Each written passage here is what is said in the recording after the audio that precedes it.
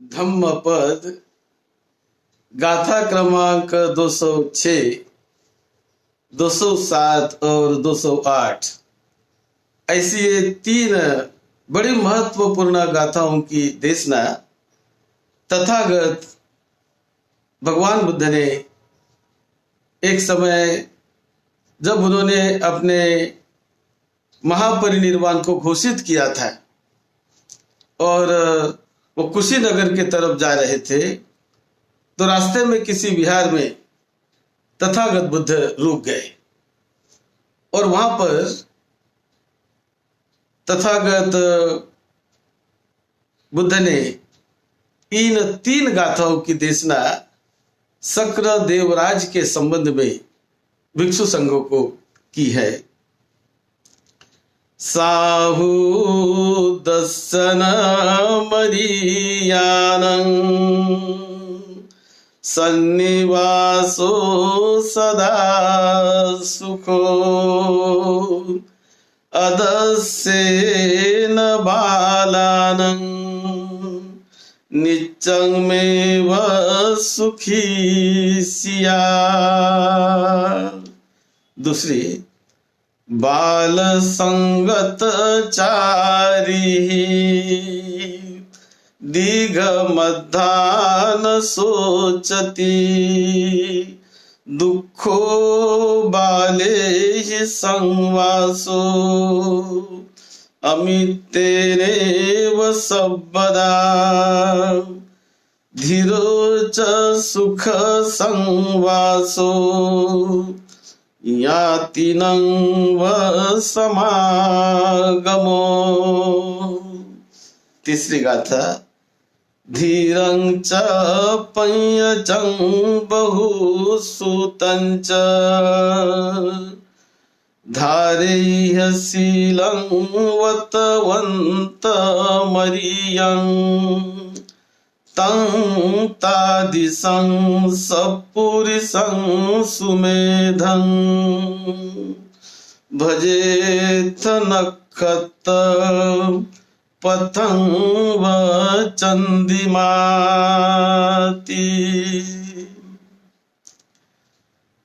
तथागत बुद्ध ने जब अपना आयु संस्कार, अपना महापरिनिर्वाण घोषित किया और उसके बाद वो कुशीनगर के तरफ जाने लगे, तो रास्ते में किसी एक विहार में, बड़े विहार में तथागत बुद्ध रुके और वहां तथागत बुद्ध को रक्तस्राव होने लगा, उनकी तबीयत थोड़ी बिगड़ने लगी।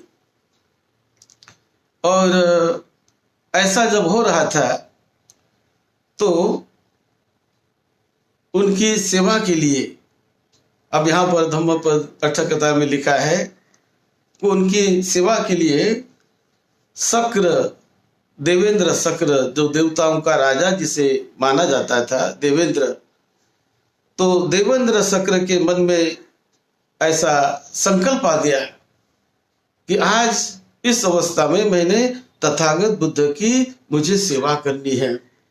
ये बड़ा अच्छा मौका है कि बुद्ध की मुझे सेवा करने का अवसर मिल जाएगा। ऐसा सोचकर जब तथागत बुद्ध थोड़े रुग्ण अवस्था में थे, तो उनकी सेवा करने के लिए ये देवराज शक्र, जो उनकी जो बॉडी 3 गहुती परिणाम का जिनका शरीर था, उन्होंने मनुष्य जैसा शरीर अपना बना लिया और आकर जहां बुद्ध की तबीयत ठीक नहीं थी, रक्तस्राव हो रहा था, पेट में थोड़ा दर्द था, तो वहां आकर वो देवेंद्र शक्र तथागत बुद्ध के पैर को अपने हाथों से, तथागत बुद्ध के पैर को मलने लगा, उनकी मालिश जैसा करने लगा, वो अपने हाथों से मलने लगा। तो बुद्ध कहते, कौन है? तो वो कहता हो कि बनते, मैं शक्र हूं, तुम किस लिए आए हो? बनते, मैं आपकी सेवा करने आया हूं, रुग्णावस्था में आपकी सेवा करने का पुण्य मुझे मिले, इसलिए मैं आया हूं। तो बुद्ध कहते, शक्र तुम चले जाओ, मेरी सेवा करने के लिए बहुत भिक्षु है, बहुत बड़ा भिक्षु संघ है, तुम चले जाओ।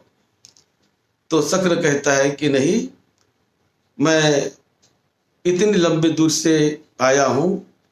वैसे तो कहा गया है कि देवता लोगों को मानवों की जो गंध होती है वो 100 योजन से ही उनको मानव की गंध आती है, उन्हें अच्छा नहीं लगता। जैसे कि गले में कोई शव बांधा हुआ हो, मुर्दा बांधा हुआ हो, इस प्रकार की गंध देवता लोगों को आदमी की गंध आती है। इस प्रकार का ऐसा जो बताया गया है। लेकिन यहाँ आप इतना बड़ा ये अपना दिव्य वैभव छोड़ के आप यहाँ पर किस लिए आए हो, तुम मत आओ, चले जाओ, ऐसा तथागत बुद्ध उनको कहने लगे। तो वो कहता है नहीं भगवान, मैं 84,000 योजन दूर से आया हूं आपकी सेवा करने के लिए, और आपकी जो शील गंध है, आपका जो शील है उसकी जो गंध है, आपकी जो ज्ञान की सुगंध है, वो तो सबसे बढ़िया है भगवान। तो मुझे ये सेवा करने दीजिए, मैं नहीं जाऊंगा, मुझे सेवा करना है आपकी। इस प्रकार का संवाद वहां पर बताया गया है। और उन्होंने शास्ता की, जब वो रुग्ण अवस्था में थे तो देवेंद्र शक्र ने उनकी सेवा की, और शास्ता के मतलब बुद्ध के शरीर के मल पात्र को भी वो दूसरों को हाथ नहीं लगाने देता। वो स्वयं शक्र देवता तथागत बुद्ध के शरीर का जो मल पात्र वो स्वयं अपने हाथों से अपने सिर पर उठाकर वो बाहर जाकर वो फेंक आता था, दूसरे को हाथ नहीं लगाने देता था।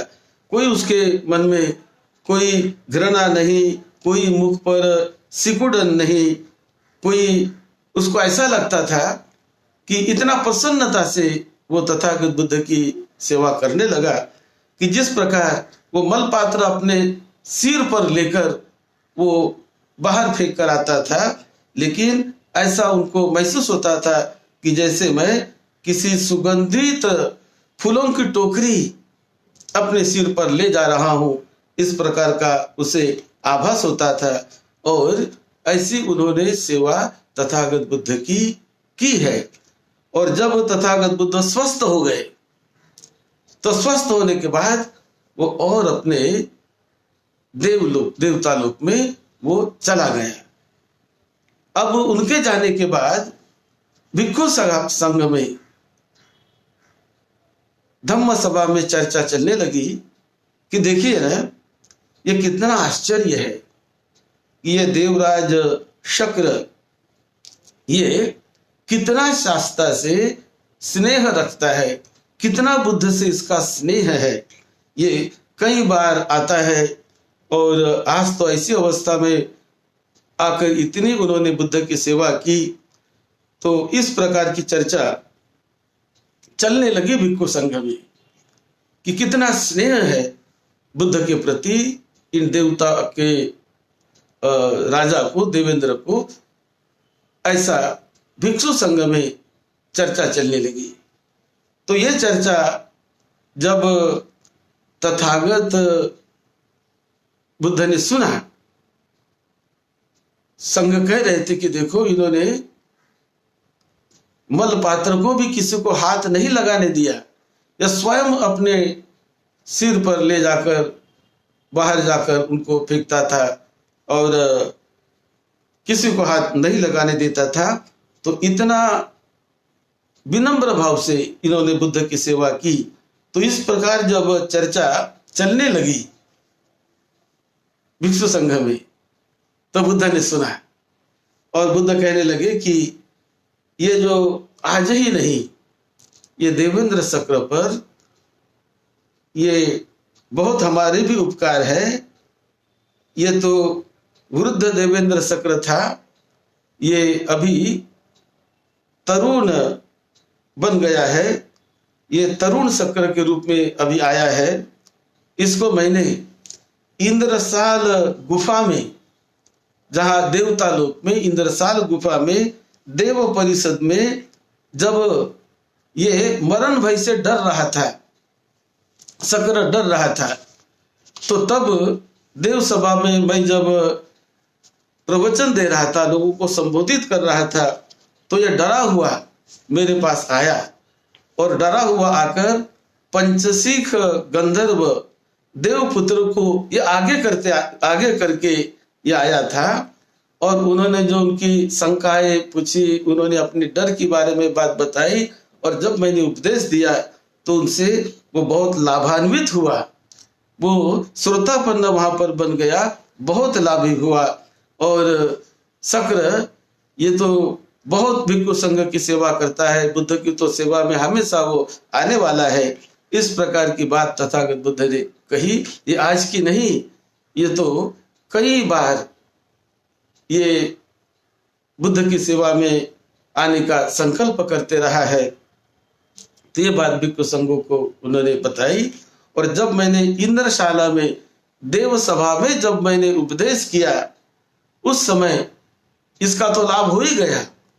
उसी प्रकार 14 करोड़ प्राणियों का मेरे उस देशना से लाभ हुआ और शक्र उस समय श्रोतापन्न बन गया था। तो इस प्रकार इसका जो स्नेह ये आज से नहीं है, ये तो बहुत लंबे समय से ये बुद्ध के प्रति स्नेह रखता है। इसमें कोई आश्चर्य की बात नहीं है, ऐसा तथागत बुद्ध ने भिक्षु संघों को बताया। और बुद्ध कहते हैं कि बुद्ध का दर्शन ये बड़ा सुखकारक होता है, आर्य का दर्शन बड़ा सुखकारक होता है। जो मूर्खों का दर्शन वो दुख देने वाला होता है, लेकिन सत्पुरुष का दर्शन, बुद्ध का दर्शन ये बहुत मंगलकारक और सुखकारक होता है। सदैव वो हित करने वाला ही होता है, लेकिन मूर्खों की संगति वो दुख देने वाली होती है, बड़ी कष्ट देने वाली होती है। जैसे शत्रु के साथ रहना ये कष्टदायक होता है, उसी प्रकार मूर्खों के साथ भी रहना, मूर्खों की संगत करना वो भी बड़ा कष्टदायक और कष्ट देने वाला होता है। कभी कभी मूर्खों की संगत करते समय मूर्ख व्यक्ति कह लेते हैं, अरे चलो आज मेरे साथ चोरी करने चलो। ऐसा उनके साथ रहने वाले को वो कभी ले जाते हैं और वो चोरी करते समय ये राजपुरुष ने उसे पकड़ लिया, राजा के लोगों ने राजपुरुष ने पकड़ लिया, तो वो अपने हाथ पैर कटवा लेता है, क्योंकि राजपुरुष चोरी करते हुए उनको पकड़ के उनको दंडित करते हैं और दंडित करके हाथ पैर भी कटवा देते हैं। तो क्यों ऐसा होता है? क्योंकि मूर्खों की संगत के कारण, मूर्ख की संगत की, उसके साथ वैसा ही वो करने लगा और अपने हाथ पैर वो कटवा बैठता है। इस प्रकार मूर्खों की संगत ये अच्छी नहीं होती, शत्रु की संगत अच्छी नहीं होती। जिस प्रकार कोई शत्रु की साथ संगत करने का प्रयास करे या जिसके हाथ में खड्गधारी हो और खड्गधारी के साथ कोई संगत करे, तो वो हमेशा संकट अनुभव करने लगता है कि कब इससे झगड़ा हो जाएगा और कब ये कोई खड़ग मुझ पर मार देगा। तो इस प्रकार जो शत्रु की संगत हमेशा टालने का प्रयास करना चाहिए, वो दुखदायी होती है। लेकिन गुणवान की संगत, बुद्धों की संगत, पंडित व्यक्ति की संगत वो हमेशा बड़ी प्यारी होती है, बड़ी अपने रिश्ते वालों जैसी होती है। कभी कभी रिश्ते वालों से भी वो संगत बढ़कर होती है, क्योंकि ज्ञानी आदमी की संगत और गुणवान आदमी की संगत वो बड़ी प्रीति निर्माण करती है, बड़ा बल निर्माण करती है और धैर्य जगाती है, हमेशा सुख देती है। धैर्यवान आदमी के संगत में कोई रहे, आर्यों के संगत में कोई रहे और गुणवान के संगत में कोई रहे, तो उससे बड़ा आनंद निर्माण होता है, प्रीति निर्माण होती है और एक डर नहीं लगता। तो निर्भय होकर उनकी संगत में लोग सुख से शांति से रहते हैं। लेकिन मूर्खों की संगत ये बड़ी दुख देने वाली होती है, डर निर्माण करने वाली होती है, भय निर्माण करने वाली होती है। इस प्रकार संगत हमेशा गुणवानों की, ज्ञानी की, बुद्ध की करने का संगत, हमेशा बुद्ध की संगत करने का प्रयास करना चाहिए। तो बड़ा बल मिलता है, बड़ी शक्ति मिलती है। इसीलिए ये शक्र बार बार कभी कभी आते हैं जब उन्हें लगता है कि नहीं, मैंने बुद्ध के पास जाना चाहिए, कोई मुझे पूछना चाहिए, तो इस प्रकार आकर ये पूछते हैं। ऐसी बात तथागत बुद्ध ने कही और उस अवसर पर ये जो 3 गाथाएं कही, ये संगत के ही संबंध में है।